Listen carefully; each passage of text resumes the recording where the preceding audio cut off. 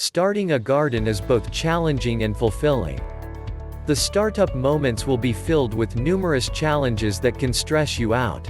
But once you have already finished your garden, everything will be worth it. In this video, we will talk about the essential things to note in starting and managing your garden. Before we start, if you like gardening, make sure you subscribe to this channel and hit the like button. We post gardening tips and hacks every other day. The ideal land, planting density and maintenance will be further discussed in this video. So let us go. One of the factors that will affect the success of your garden is choosing the right land and soil for it. If you plan to grow directly in the soil, this part of the video is for you. Field gardens highly depend on native soil characteristics such as the soil texture, the soil profile, the drainage and slope to be suitable for the crops. In choosing your site, make sure that it is free of rocks because these can hinder the roots to grow and will pose difficulties in digging and planting your desired crops. Another important factor to consider in choosing your site is the soil drainage.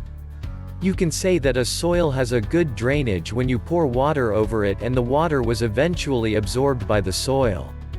Avoid soils that have poor internal drainage, and even those soils that are subject to flooding. If the soil will be prone to flooding, there will be possibilities of disease and insect infestations, affecting the yield of your crops. Here are simple signs to take note in relation to soil drainage. A mottled yellow, gray or blue soil, or a sour-smelling soil indicates poor drainage and a standing water table at some time of the year.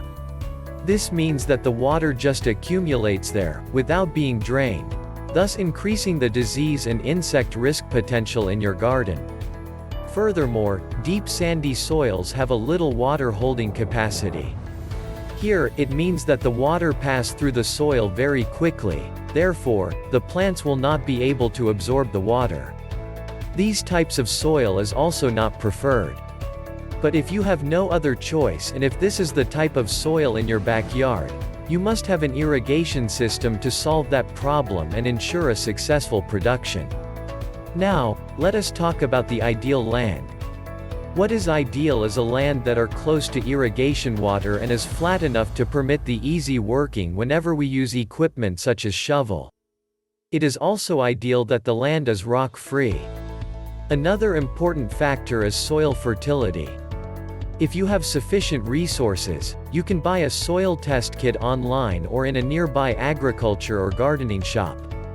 This test will determine if your soil have enough amounts of nitrogen, phosphorus and potassium, the three most important soil nutrients. You can also test the pH of your soil. Why is this important?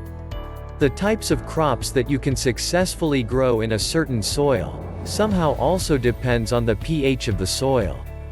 For instance, there are crops that grow well in an acidic soil, while there are some crops that can tolerate basic soil.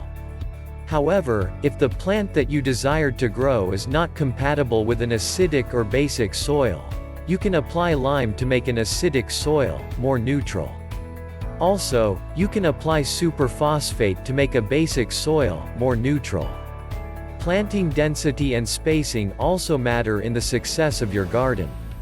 It is important to know that plants that are too close with each other are competing with resources such as soil nutrients, water and of course, sunlight. Spacing is always a concern if you are starting a new garden, more especially if you are uncertain about the size of the plants that you will be growing. Some gardens also consult landscapers, but for starting gardeners, it is great that you are here. If you are buying some seeds, most of the time, the planting density are indicated there. That will be a great start. Here are the spacing requirement of some commonly grown vegetable crops. For carrots, bunching or green onions and radishes, you can allot 2 to 3 inches of space between them. Beets, garlic, leeks, spinach, onions and turnips require 4 to 6 inches of space between them on all sides, whereas leaf lettuce, celery, and Swiss chard need 7 to 9 inch areas. Moreover, if you really want a presentable layout for your garden, you can make a field layout. There, you can determine the positions of your plants initially, but still, what will matter is the actual distribution of the plants in the field during the planting process. If you are dealing with transplants, or those plants that have already grown, grading them is very important.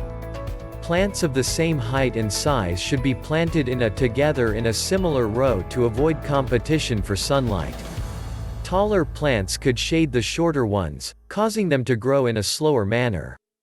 To ensure straight rows in your garden, you can use guides such as rope, strings, wire, or some markers available in your house. After this, set the plants at the determined spacing along that line. Then you need to assure that the next row will be parallel to the first. This first 2 rows will serve as the pattern for the rest of the rows in your garden. Now, let's go to maintenance. In this section, we will discuss on major cultural practices you can do in your garden while the plants are growing. The rate of watering the plants depends on what type of plants are you growing. There are plants that need more water while there are plants that need lesser water as they can survive with just ample water supply. To have an organized way for this, you must also consider the water requirement of your crops in the layout of your garden. Put the water-consuming plants together, while put the plants that can tolerate a dry soil together. Weeding the plants is also an essential work in gardening. Make sure that your plants are free of weeds, for they can be competitors for sunlight, water, soil nutrients, and of course, the space. For mechanical weeding, i.e. weeding through your hands, have a schedule in weeding your garden, and always check your plants if the weeds are already invading them. An important tip in hand weeding is to make sure that you remove the roots of the weeds, not only the leaves, because the roots can still grow and proliferate. If you want to make use of chemical herbicides, you can spray glyphosate. Glyphosate needs to be applied as a directed spray between the garden rows. This will lessen the amount of weeds that can invade your garden. Gardening is really a tedious experience, but it is the best teacher. It teaches every gardener to be patient and trust the process. It empowers every gardener to learn from the mistakes that we commit and strategically counteract the problems we encounter. Enjoy your gardening experience. If you are looking to start your garden, check out the links in the description for our recommended books and audiobooks. Don't forget to download the free ebook too. What do you think of our tips? Let us know in the comment section below. If you enjoyed this video and want to hear from us again, be sure to hit that subscribe button before you go. Thanks for watching.